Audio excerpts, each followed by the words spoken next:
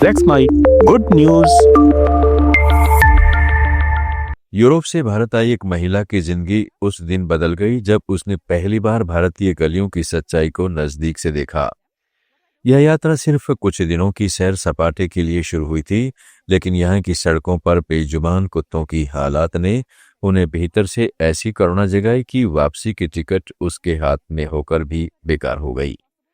गलियों में सालों से रह रहे वे कुत्ते, जिनके पास न भोजन था, न सुरक्षित ठिकाना, न धूप से बचाव, न बारिश से, उसे बार बार यही सोचने पर मजबूर करते रहे कि क्या इंसान और जानवर के बीच का रिश्ता सिर्फ अनदेखी और बेरुखी तक सीमित रह गया है।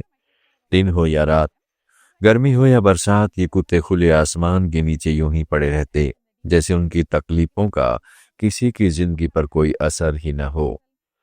उसने देखा कि शहर की चमक दमक के पीछे कितनी खामोश पीड़ा छिपी है। सकरी गलियों, कूड़े के ढेरों और बुदबुदार नालों के किनारे बैठे ये कुत्ते मानो इंसानी समाज की संवेदनहीनता की जीवित मिसाल बन चुके थे। कई कुत्तों की हड्डियां तक साफ नजर आती थीं। कई लगातार खांस रहे थे, कुछ इतने कमजोर कि ठीक से चल भी नहीं पा रहे थे। बरसात के दिनों में यह दर्द और बढ़ जाता था, जब गंदा पानी उनके आसपास भर जाता और वे भीगते हुए किसी कोने में सिमट कर बैठ जाते। कोई उन्हें खाना तक नहीं देता।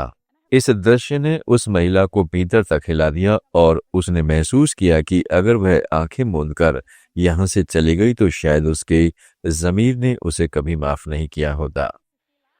सबसे ज्यादा चुभने वाली बात यह थी कि घायल कुत्तों को भी अनदेखा कर दिया जाता था। सड़क दुर्घटना में टक्कर लगने के बाद कई बार कुत्ते बीच सड़क या किनारे लहूलुहान पड़े रहते, लेकिन लोग उन्हें बस बाधा की तरह देखकर आगे निकल जाते।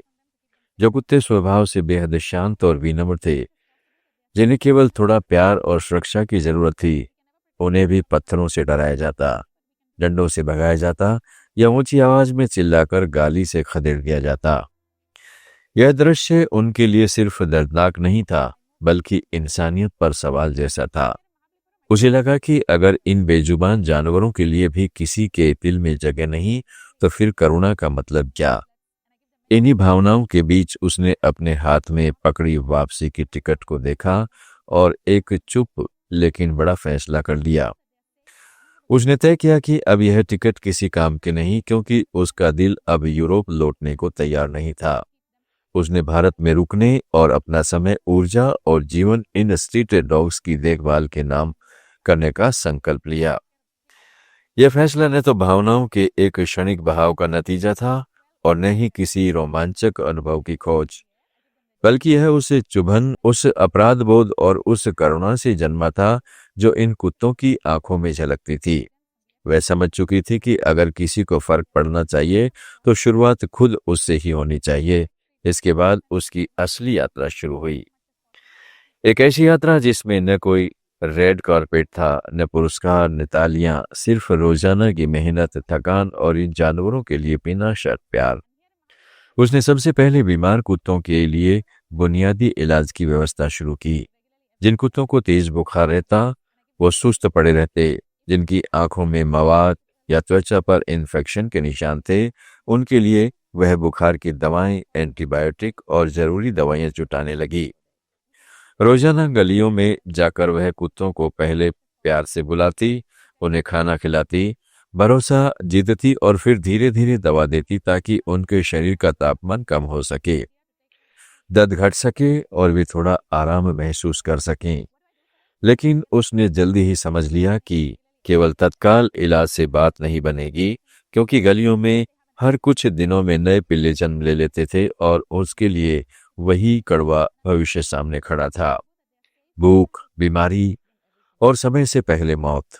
इस अंतहीन चक्र को तोड़ने के लिए उसने नसबंदी यानी स्टेरिलाइजेशन का रास्ता चुना। उसने स्थानीय डॉक्टरों और पशु अस्पतालों से संपर्क किया, फंड जुटाने के तरीके खोजे और धीरे धीरे इलाज के स्ट्रीट डॉग्स की नसबंदी अभियान शुरू किया। नसबंदी से न केवल लगातार बढ़ती संख्या पर नियंत्रण पाया जा सकता था, बल्कि उन मादा कुत्तों को भी राहत मिल रही थी जो बार बार गर्भधारण और बच्चों को जन्म देने के कारण बेहद कमजोर हो चुकी थी। यह कदम करुणा और व्यवहारिकता दोनों का मिला जुला रूप था, जिसका लक्ष्य पीड़ा को जड़ से कम करना था। इसके साथ ही उसने डिवर्मिंग यानी कीड़ों के मुक्ति पर भी जोर दिया। सड़क पर रहने वाले कुत्तों को अक्सर गंदा पानी और सड़ा गला खाना ही नसीब होता है, जिससे उनके पेट और आंतों में खतरनाक कीड़े पैदा हो जाते हैं। ये कीड़े धीरे धीरे उनकी सेहत को अंदर से खत्म करते रहते हैं, उन्हें कमजोर, बीमार और सुस्त बना देते हैं। इसलिए वह हर कुछ समय बाद डिवार्मिंग की दवाएं देती, ताकि यह छिपी हुई बीमारी समय रहते रोकी जा सके। उसका मानना था कि अगर इन कुत्तों को भीतर से मजबूत नहीं बनाया गया तो केवल ऊपर ऊपर की देखभाल से उनकी उम्र और गुणवत्ता दोनों ही बेहतर नहीं हो पाएंगे। रात के समय सड़कों पर तेज रफ्तार से दौड़ती गाड़ियां इन कुत्तों के लिए मौत का सबसे बड़ा कारण बन जाती थीं। कई कुत्ते अंधेरे में सड़क पर बैठ जाते या अचानक रास्ता पार करने लगते और ड्राइवर उन्हें देख ही नहीं पाते। इस समस्या का समाधान खोजते हुए उसने एक अनोखी पहल शुरू की, कुत्तों के लिए रिफ्लेक्टिव कॉलर। उसने ऐसे कॉलर तैयार करवाए जो वाहनों की हेडलाइट पड़ते ही चमक उठते, ताकि ड्राइवरों को दूर से ही पता चल जाए कि सड़क पर कोई जानवर मौजूद है। वह शाम होते ही कुछ चुनिंदा इलाकों में निकलती, वहां के स्ट्रीट डॉग्स को पकड़कर प्यार से उनकी गर्दन में यह कॉलर पहनाती और उन्हें धीरे से सहलाकर छोड़ देती, मानो कोई अदृश्य सुरक्षा कवच उन्हें सौंप रही हो। कई स्थानों पर लोगों ने बताया कि ऐसे कॉलर वाले कुत्ते एक्सीडेंट से बचे रहे, जिससे उसे अपनी इस कोशिश की उपयोगिता पर यकीन हुआ। जब किसी कुत्ते के घाव बहुत गंभीर होते, शरीर का कोई हिस्सा कुचला जाता या आंखों में तेज दर्द होता, तो वह केवल दवा देने तक सीमित नहीं रहती। ऐसे मामलों में वह खुद उन्हें अस्पताल या क्लिनिक तक लेकर जाती। कई बार कुत्तों को गोद में उठाकर, कभी स्कूटी पर बिठाकर, तो कभी रिक्शा या कार की मदद से दूर तक का सफर तय किया जाता। रात देर तक अस्पतालों की लाइनों में लगना, ऑपरेशन या इलाज के खर्च के लिए इधर उधर से मदद जुटाना, कुत्ते के होश में आने तक वह वहीं बैठे रहना, यह सब उसकी रोजमर्रा की जिंदगी का हिस्सा बन गया। उसके लिए यह कोई सेवा या दया दिखाने का प्रदर्शन नहीं, बल्कि एक नैतिक जिम्मेदारी जैसा था, जिसे निभाना उसने खुद चुना था। इन सब के बीच सबसे उल्लेखनीय बात यह है कि उसने अपने इस काम को कभी प्रचार का माध्यम नहीं बनने दिया। न उसने अपने नाम के बड़े बड़े पोस्टर लगवाए, न हर रेस्क्यू पर भावुक वीडियो बनाकर तालियां बटोरने की कोशिश की। वह मानती है कि सच्ची करुणा को माइक और कैमरे की जरूरत नहीं होती। सोशल मीडिया पर जब वह कुछ साझा करती थी, तो फोकस कुत्तों की जरूरतों, इलाज, दवाओं, वैक्सीनेशन या अपनाने की अपील पर रहता, न कि खुद की तारीफ पर। कोई रेस्क्यू पोस्टर नहीं, कोई तालियां नहीं, बस हर दिन हाजिर होना, यह उसकी सोच का सार बन चुका है। हर सुबह जब लोग अपने ऑफिस, दुकान या कामकाज के लिए निकलते हैं, वहीं गलियां उनके लिए एक खुले अस्पताल, एक अनौपचारिक शरणस्थली, जिम्मेदारी के मैदान की तरह बन जाती है।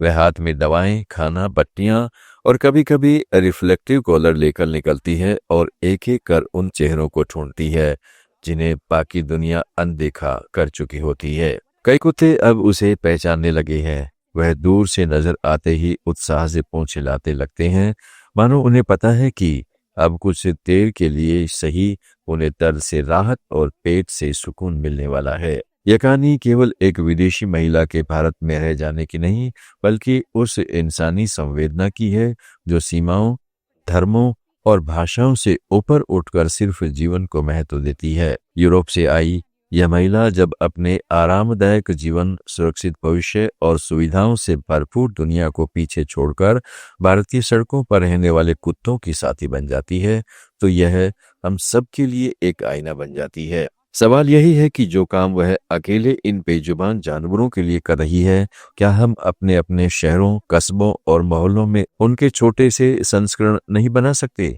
थोड़ा सा खाना, थोड़ा सा समय, जरूरत पड़ने पर एक फोन कॉल या किसी घायल कुत्ते को अस्पताल पहुंचाने की पहल, इतना कर देना भी शायद कई जिंदगियों के लिए उम्मीद की किरण बन सकता है। इसी सोच के साथ उसकी यह चुपचाप चलती मुहिम हमें याद दिलाती है कि सच्ची करुणा शोर नहीं करती, बस हर दिन किसी न किसी की जिंदगी में चुपचाप रोशनी जोड़ती चली जाती है। आप सुन रहे थे